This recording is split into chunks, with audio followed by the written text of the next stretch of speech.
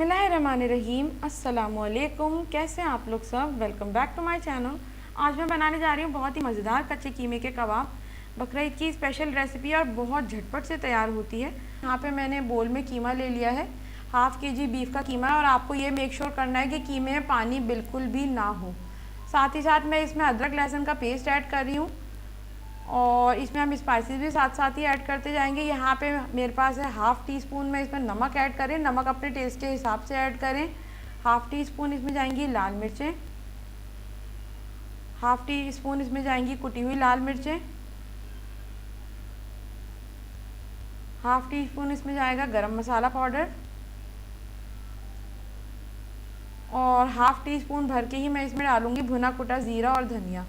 तो तमाम मसाले आप अपने टेस्ट के अकॉर्डिंग भी ऐड कर सकती हैं। साथ ही साथ इसमें चॉप की हुई प्याज ऐड कर देंगे।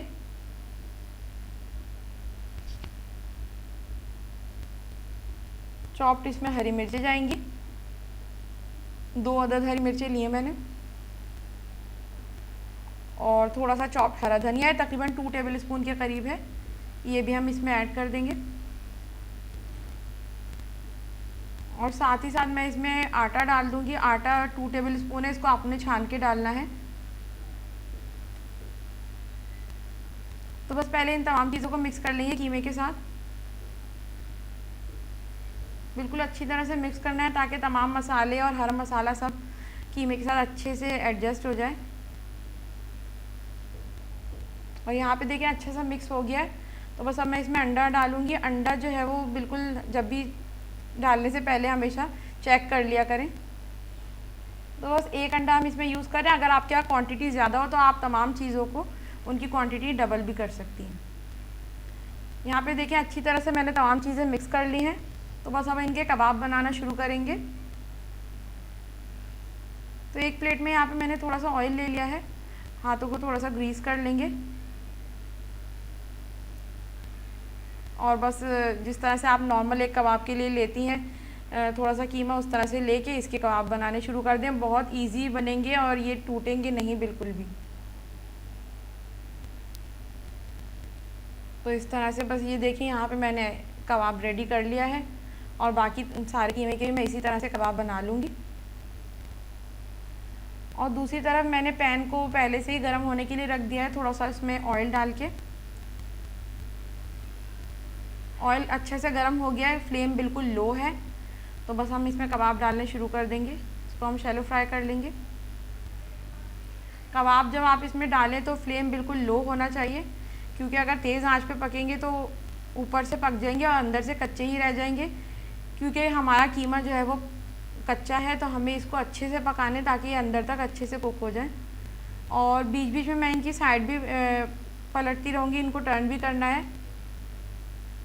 तो इस तरह से करके जब तक इनका अच्छा सा ब्राउन कलर नहीं आ जाएगा तो हम इनको पका लेंगे। तकरीबन 10 से 15 मिनट लगेंगे लो फ्लेम पे, ये बहुत अच्छे से पक जाते हैं। और यहाँ पे देखें, यहाँ पे तकरीबन 10 से 15 मिनट हो गए और देखें कितना अच्छा कलर आ गया। और मैं बीच बीच में इनको टर्न भी करती रही हूँ। तो इसी तरह से आपने जितने भी आपके जो भी मिक्सचर हो, आप इस तरह से, अगर आपके यहाँ पैन बड़ा है तो आप सारे बना लें एक साथ और बहुत ईजीली बन जाते हैं। और यहाँ पे देखें कितना ज़बरदस्त और इनका खूबसूरत कलर आया है। बस अब मैं इसको डिश आउट कर लूँगी। और यहाँ पे जी देखें ज़बरदस्त से कच्चे कीमे के कबाब मैंने डिश आउट कर लिए हैं और बहुत ही मज़ेदार इनकी खुशबू आ रही है और बहुत झटपट से ये तैयार होते हैं। आज मैं बनाने जा रही हूँ बहुत ही मज़ेदार स्पाइसी बीफ टिक्का बोटी। बहुत मज़े की बनती है ये। और बकरा ईद तो टिक्का बोटी के बगैर अधूरी ही होती है, तो इसके बगैर तो समझ लें मज़ा ही नहीं आता बकरा ईद का। तो बोल में सबसे पहले हम गोश्त ले लेंगे। गोश्त अच्छी तरह से वॉश है, और क्योंकि कुर्बानी या गोश्त हमें अच्छी तरह से वॉश करना होता है। और यहाँ पे अदरक लहसुन का पेस्ट मैंने डाल दिया है। लेमन जूस इसमें जाएगा, 3 टेबल स्पून है। दही मैं ऐड करी हूँ, 5 टेबल स्पून लिए दही।